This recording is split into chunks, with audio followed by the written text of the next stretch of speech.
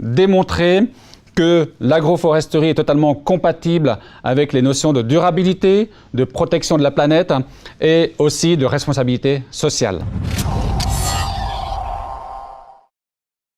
Nous allons répondre à ces questions aujourd'hui avec Monsieur Stéphane Leterrier. Bonjour, bienvenue Stéphane. Bonjour Yves, merci de m'accueillir.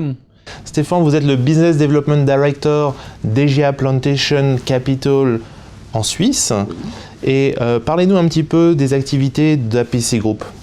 Eh bien, écoutez, EGEA Plantation Capital, c'est spécialisé dans la culture et la distillation du bois d'agar qui vient d'un arbre qui s'appelle l'aquilaria, dont vous pouvez voir un morceau ici. Cet aquilaria ne pousse qu'en Asie du Sud-Est parce qu'il lui faut des conditions particulières. Cet aquilaria a la particularité de produire une résine qui s'appelle bois d'agar, et cette résine, après distillation, va donner l'huile essentielle la plus chère du monde, l'huile d'oud, qui se négocie à environ 30 000 $ le kilo. Vous en voulez combien de kilos, Yves? Je veux bien quelques-uns. Eh bien, écoutez, avec plaisir. En tout cas, nous avons un objectif très ambitieux parce que nous voulons démontrer que l'agroforesterie est totalement compatible avec les notions de durabilité, de protection de la planète et aussi de responsabilité sociale.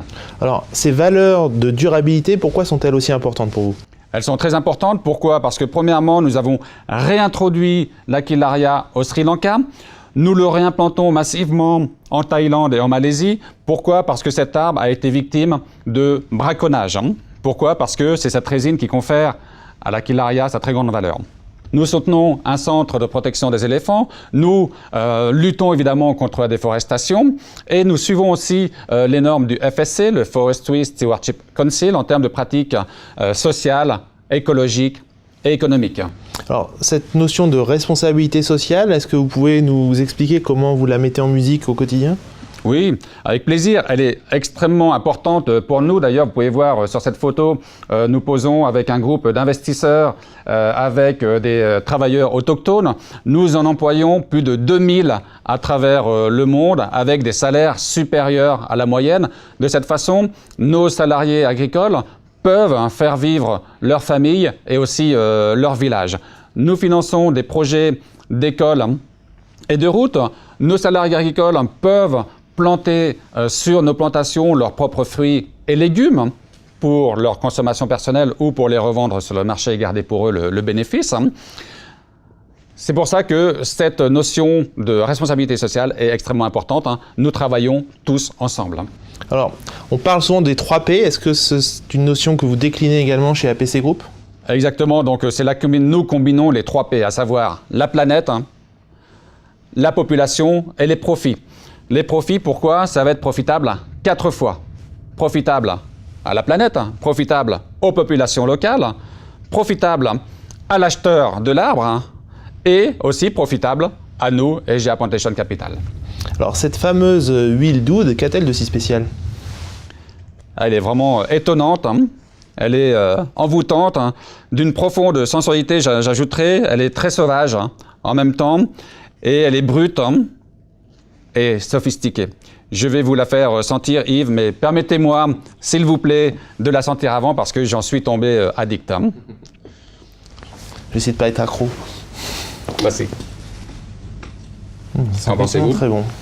Merci. Donc, cette huile essentielle d'oud, elle était très méconnue jusqu'à environ 5-6 ans en Europe. Par contre, elle est extrêmement connue en Asie du Sud-Est et au Moyen-Orient. Pourquoi? Parce qu'elle est utilisée dans la médecine traditionnelle chinoise pour soigner des problèmes digestifs ou des problèmes nerveux. Les peuples du Moyen-Orient l'apprécient beaucoup parce qu'elle a des vertus thérapeutiques au niveau de la peau et c'est une des seules matières odorantes qui soit capable de résister toute la journée à des très fortes chaleurs. Elle est utilisée aussi dans la recherche pharmaceutique avec des avancées assez significatives.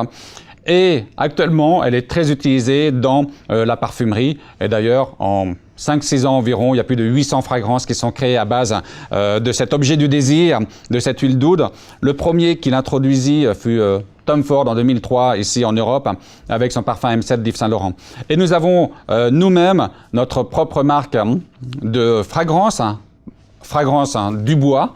Et tous nos parfums sont développés évidemment à base de notre huile d'oud et sont élaborés par des très grands maîtres parfumeurs de cette terre, dont le plus fameux, un des plus fameux, est François Merleau-Baudouin, maître parfumeur de la 5e génération.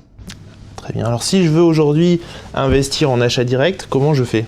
Eh bien écoutez, bienvenue. Tout d'abord, alors c'est très simple, il faut que l'acheteur ait en sa possession un minimum de 22 000 $ et qu'il oublie entre guillemets ces 22 000 $ pendant 7 ans parce que c'est le temps qu'il nous faut pour produire la résine et obtenir l'huile essentielle d'oud.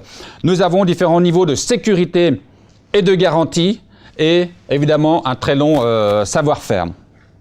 Nous avons aussi une très belle valeur ajoutée, puisque, comme je vous le disais, c'est l'huile essentielle la plus chère du monde, qui se négocie à 30 000 $ le kilo. Nous garantissons le prix de rachat à l'investisseur, les 11,6 grammes, soit le tola à 320 $ minimum.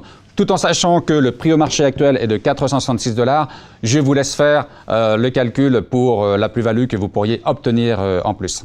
Merci beaucoup Stéphane pour toutes ces informations. Merci à vous.